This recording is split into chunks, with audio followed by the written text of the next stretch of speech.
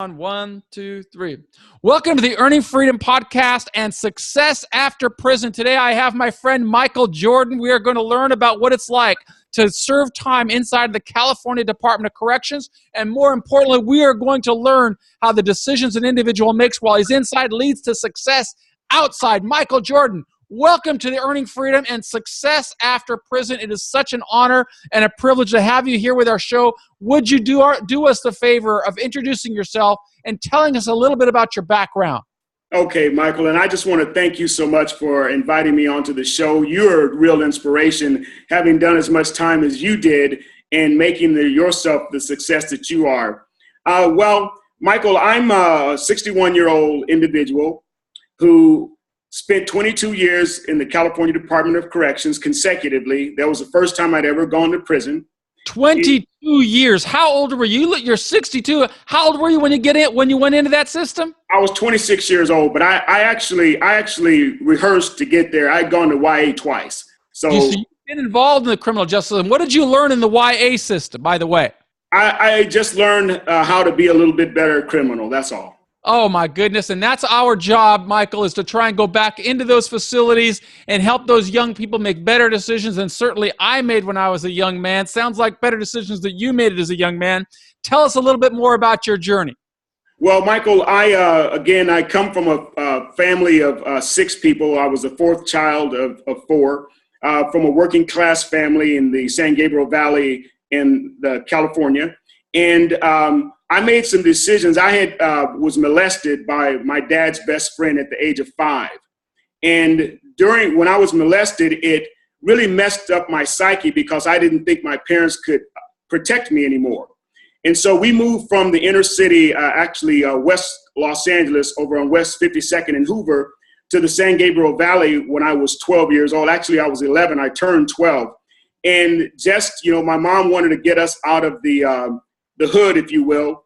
And so when she moved us to the San Gabriel Valley, I was introduced to marijuana, and then my next door neighbor molested me when I was 12 years old. And that just really messed me up even more. I was a really smart kid. One of the things, Michael, that's really interesting, when I was in the 5th grade before we left Los Angeles, I was competing with a young kid named Paul to be the smartest kid in the 5th grade at West 52nd Street Elementary School. So I told my mom, I said, "Mom, I'm going to be smarter than Paul." And my mom told me something was very strange. She said, "Son, don't get too smart because your head will explode." And do you know, when she said that to me, I pulled back because I was a kid and I was listening to my mom. And so when we are in the San Gabriel Valley, I got introduced to marijuana by my next door neighbor, his son, the guy who was molesting me. Of course, his son didn't know it, and he was 4 years older than I was. So at the age of 12, I rolled and smoked my first joint. And from there, I was still going to school, getting fairly decent grades. I wasn't really applying myself that much. I didn't do any YA time, so I ended up graduating midterm.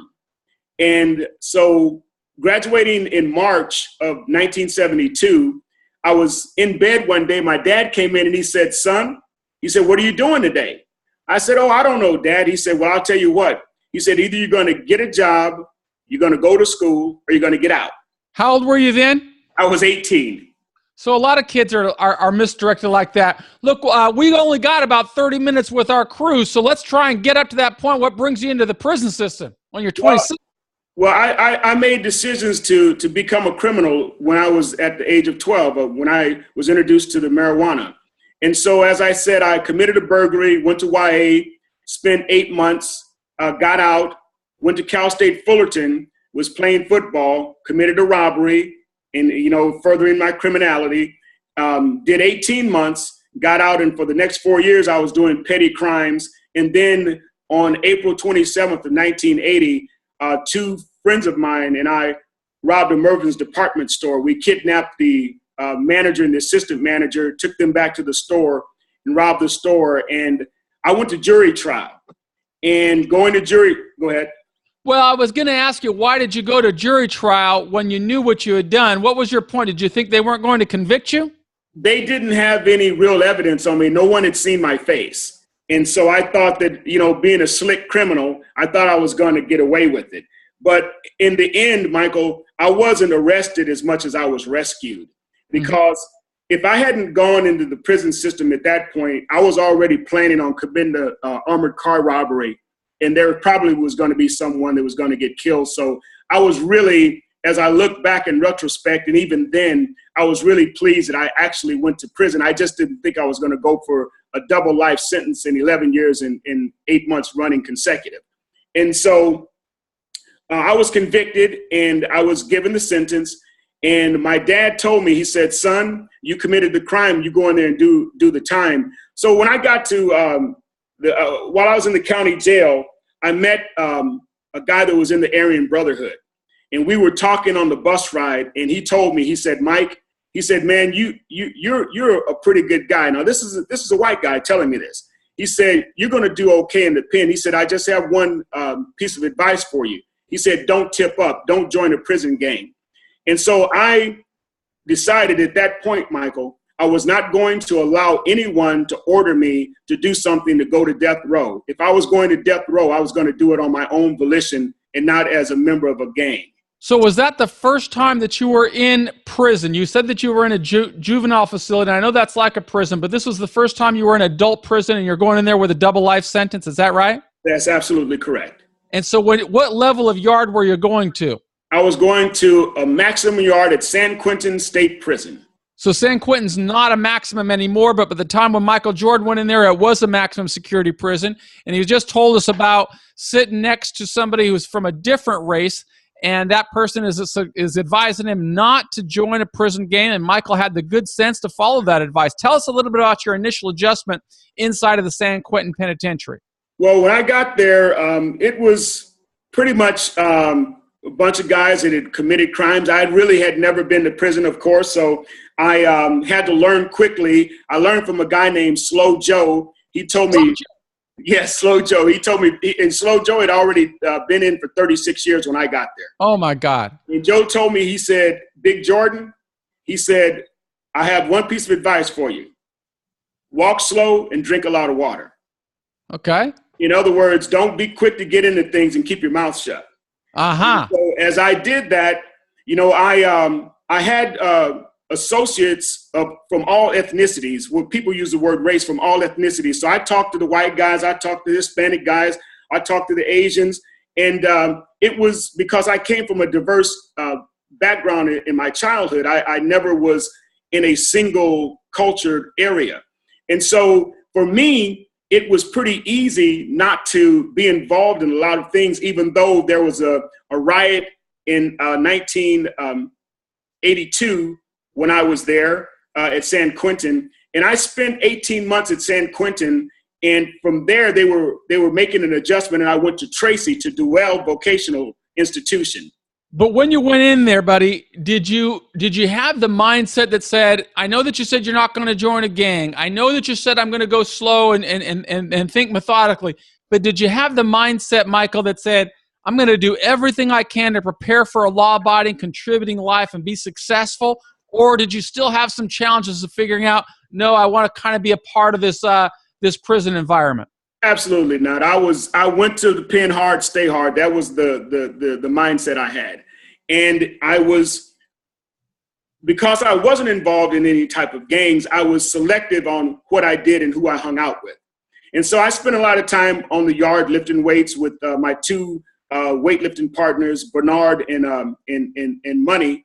And so it was easy for me to stay away from a lot of things. I got a job as a tier tender, working inside of the unit on the first tier. And so I had some privileges at the time. In the 80s, the prisoners ran the prison. We did everything. We did the clerking. We did the transporting of the food.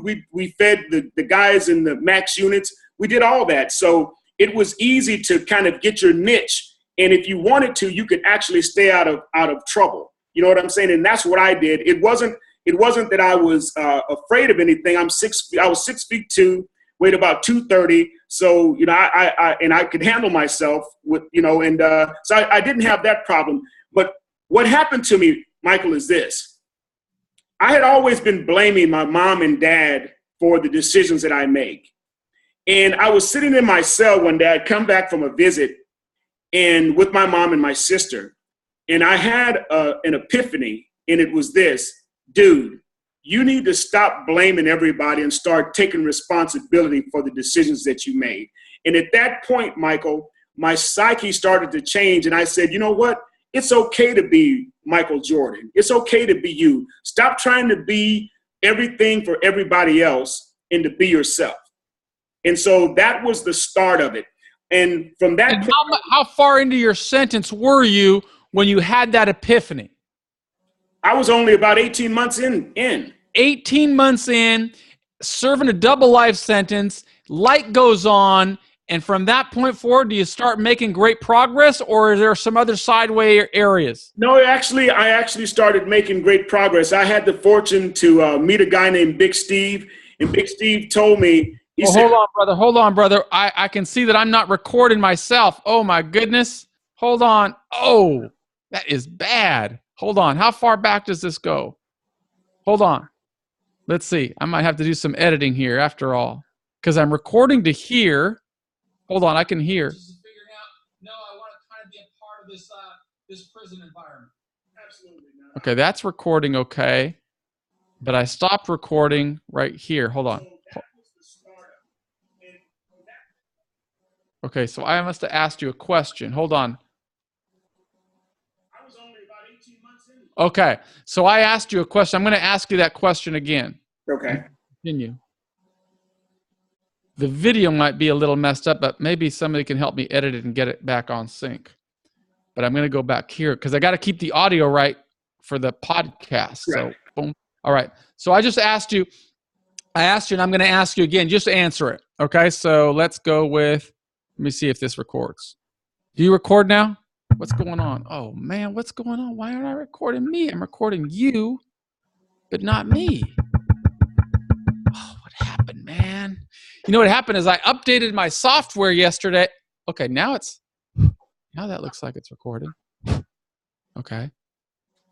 It's recording now? Okay, good. I'm going to ask you again. So how long was it, Michael, when you when you felt that, how long had you been in prison when you had this epiphany and decided to change your life? About 18 months. 18 months. So serving a double life sentence, only in for 18 months, and you make the decision that says, I'm going to do better. Tell us a little bit more about how your life grew after you made that change and said, I'm going to do better. I'm going to live for Michael Jordan. Well, I started reading books like The Greatest Salesman by Og Mandino, The World's Greatest Salesman. I started reading different books that were helping me to understand that you can make a change. And from that point on, I transferred to Duell Vocational Institution, DVI. When I got to DVI, I started working in the field house. And the guy that I told you, Big Steve, that had influenced me to start to really think about myself, he said, why don't you consider going to x-ray school? And I was like, x-ray school? And so he said, yeah, they have an x-ray program at CMC prison. And so I started writing to the Board of Prison Terms. And finally, when I went to classification, the program administrator said, so you're the guy that's been writing all those letters to the Board of Prison Terms. And I said, yeah. He said, well, you're at Duell Vocational Institution, and you're going to get exactly what you deserve. He said, I'm going to let you go to CMC. He said, but just do one thing, get your x-ray license. And I said, absolutely. So I was transferred. That is just such awesome guidance and advice that you just gave. And it's exactly what we try to teach the fellows inside, whether we're going through this Earning Freedom Mastermind course. And that's why I look for masterminds like Michael Jordan to share their story, just to show the authenticity. This book and this program, Earning Freedom, it's not about happy talk. No. It's not about pretending that you're going to change your life. It's about figuring it out, then making a commitment, rejecting all the negativity that's around, quit making excuses, and just get it together and make it happen. That's what he did. He went 100% all in. He looked for mentors like Og Mandino, business people who could help him succeed. And then he started doing what? Not saying, oh, complaining, crying that there's no programs here. He took action. he picked up a pen and started writing letters. And that's exactly what you hear from every individual who we feature on this program. They're individuals who take action instead of making excuses. We know the prison system's full of excuses, full of happy talk. Be a leader. Be Michael Jordan. There used to be a commercial about you. Be like Mike. Let's hear it more, Michael Jordan. Tell us a little more about that process. Absolutely. And so when I got to CMC, I was actually accepted into the X-ray program. It was a 2,000-hour program, Michael. I actually did 4,000 hours before I graduated, because not only did I do the didactic, the book work, not only did I do the lab work, but I also was accepted by the free man who was the head of the X-ray department and his lead man, Eric. And I was the only student that was allowed to be on call. And they would call me 24 hours a day. I would come out, do X-rays on both staff and on prisoners. And Eric and I established the first mass testing for the TB testing that they did in the state of California, right there at CMC. Over a weekend, Eric, myself, and 3 other guys did over 4,500 chest X-rays on people that had come up with a positive tuberculosis test.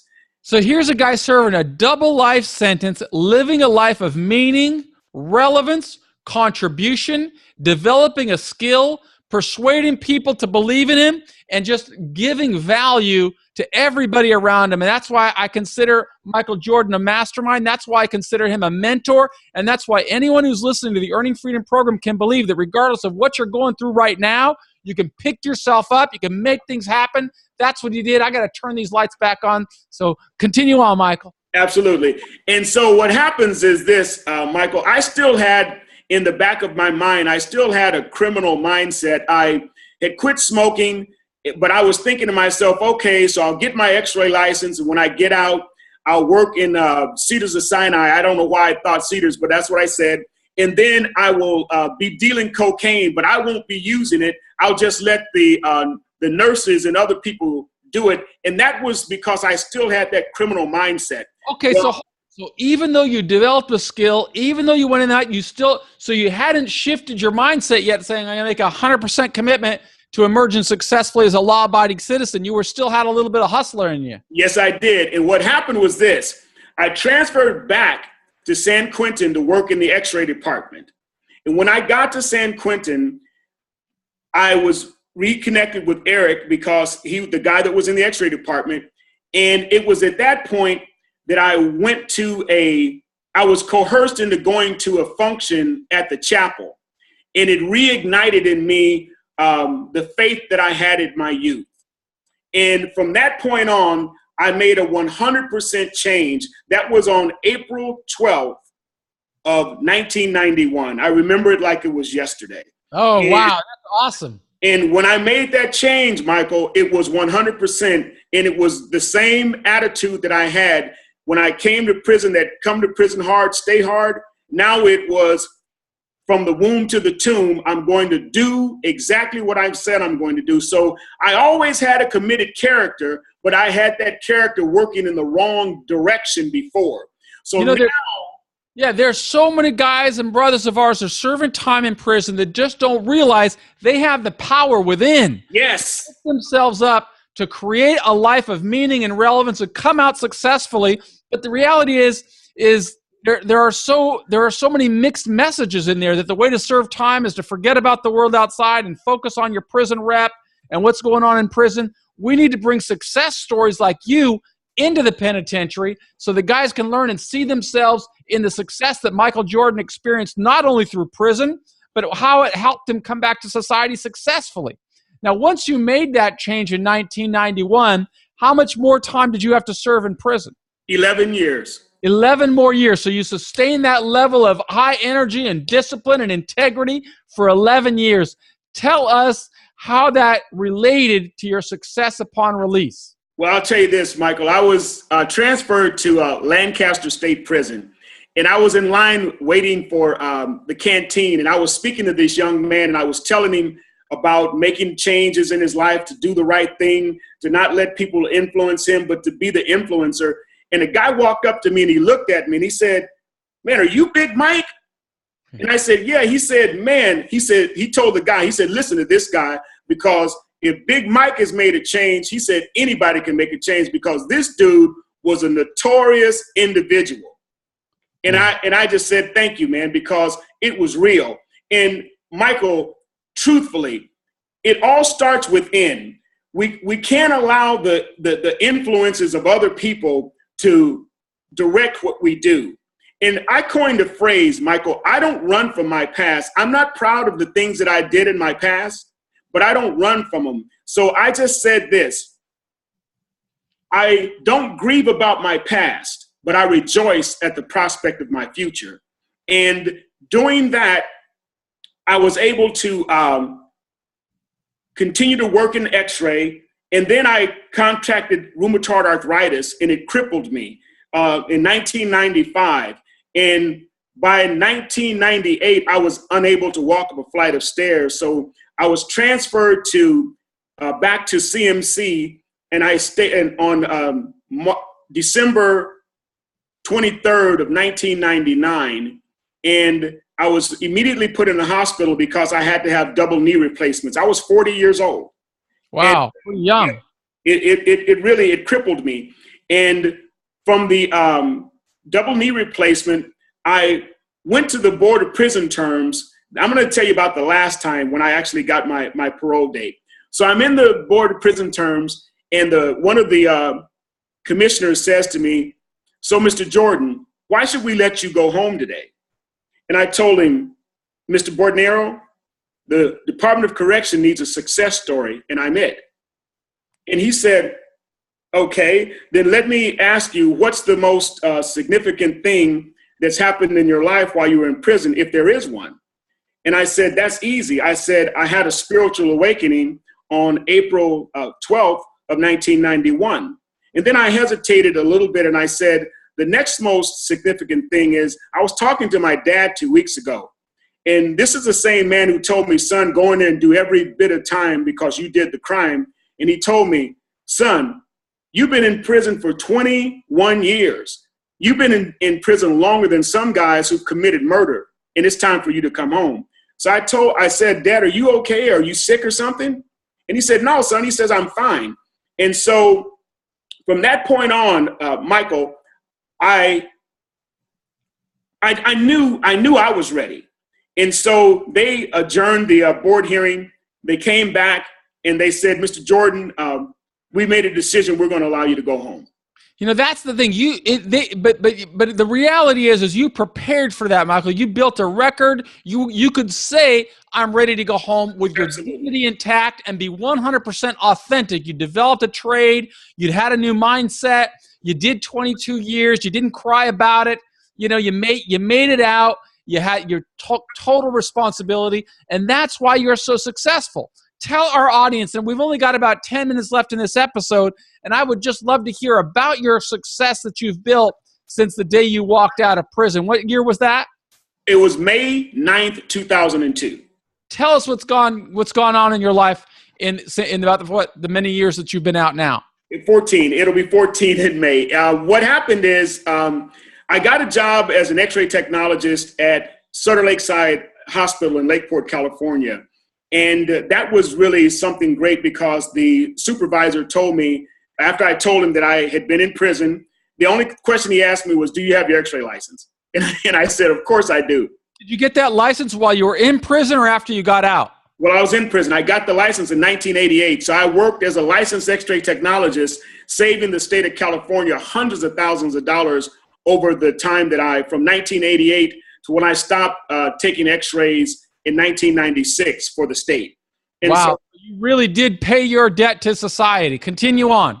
And so getting hired, he told me, if you work for me, I'll guarantee you that I'll let you have a part of the weekend. Well, my wife and I got married to the love of my life when I was 48 years old. First time, I had no kids. I was a real bachelor. And we bought our first home we moved in our first home on December 24th of 2002. And from that point on, in 2004, I bought my second home, and I made a big mistake. I was still on parole, Michael. I started to build a house, and I was working with an unscrupulous contractor. And you know, when you're on parole, if a person just says, this guy threatened me, you'll get violated. So I allowed this guy to continue to do these things that eventually cost me all three of my homes. I was upside down $690,000, which I'm still recovering from. But again, I don't grieve about my past. I rejoice at the prospect of my future. And I'm currently building a business called Business Partners Group, LLC, where we are a financial services company. We hire both licensed life insurance agents, and we hire unlicensed people to be debt elimination specialists. And we pay the highest commissions in the debt elimination industry. And I did that because I wanted men and women to be able to earn a real living working for themselves. Because one of the things that I found about being in prison, if you don't have a trade, or if you have not done the things like you did and like I did, and done the reading on real estate finance, and done the reading on the stock market, and done the reading on mutual funds, then when you get out, you're going to gravitate primarily back to the same thing that you were involved in before. And well, let's just talk about the hope that you've seen. You just described for us some of the challenges that you've had, but I want people in prison to be look at how successful Michael has become. He's an individual who went to prison with a double life sentence, learned a trade while he was in prison, became a licensed professional while he was in prison, contributed to society while he was in prison, and then when he got out, even though he suffered some struggles, look at the growth, right? He's talking about having more than $690,000 in credit. Just to get that is successful. That's something that is really impressive for people in prison to understand. He built himself out to that line of credit, number one. Number two, when somebody threatened him, instead of going off and handle it like they would have handled it on the yard, he decided to handle it like a man out here. And as a consequence, he's paying a price. But instead of whining and complaining about it, he ends up successful, on his feet, ready to create new opportunities for new people. That's why he's a mastermind. That's why people in prison can learn from the Michael Jordan story. And I'm really impressed with you, Michael. I'm so honored that you took the time to share us with your story. Continue on about this professional venture that you're building now. Absolutely. And Michael, one of the things that I'd also like to say, I'm now a licensed life insurance agent. What happened was I set for my life insurance license, and when I submitted my paperwork, the California insurance commissioner asked me to send in my DOJ report. Instead of sending in my DOJ report, I sent in my testimony. And 2 weeks later, I had my life insurance license. And we got to talk about that because there are so many myths inside of the prison system that a felony record is going to block you from ever becoming a successful citizen. But here you're looking at an individual who went into prison for a violent crime, served his time in level 4 penitentiaries, educated himself, learned a trade. Now he's a financial services professional, licensed in 2 areas, one medical field, one financial services. Areas that the great myth is people can't do that after time in prison. Michael Jordan is living, walking proof that you can become more than past bad decisions or current difficult circumstances. You can always pick yourself up. It's never too soon, never too late. That's why he's a leader. Tell us about this opportunity. If somebody wants to come out of prison and they say, dude, I want to work with Michael Jordan. I want to be like Michael Jordan. How do they find you? All they have to do is go to info@businesspartnersgroupllc.com, and they will email me, and I will get right back with them. We're growing. We believe that we're going to change the way that society views debt, that they can learn to live a debt-free lifestyle, a debt-free, tax-free, worry-free retirement, and build wealth. And this is very possible. We have what we call the Debt Elimination GPS, which is a tool that anyone can use. If you plug in your correct financial numbers and you have $1 left at the end of the month in discretionary income, the Debt Elimination GPS will tell you the exact date that you will be out of debt. And we're looking for serious, committed individuals who want to have their own business and who want to grow and we will absolutely give them the opportunity with Business Partners Group LLC. So anyone can contact me. It's easy. Info@Business Partners Group LLC, www.businesspartnersgroupllc.com.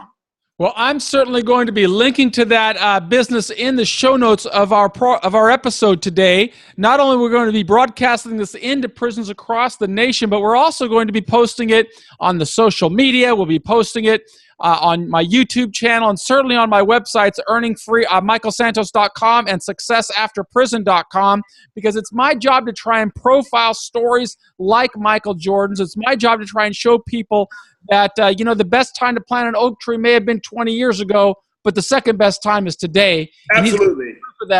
He's living proof of that the reality is, Michael, and this is certainly something that I found since I've been back in society, and it's only been about 30 months for me, but I've met many people out here that are in a far bigger prison than I ever was, because it's the way that they think.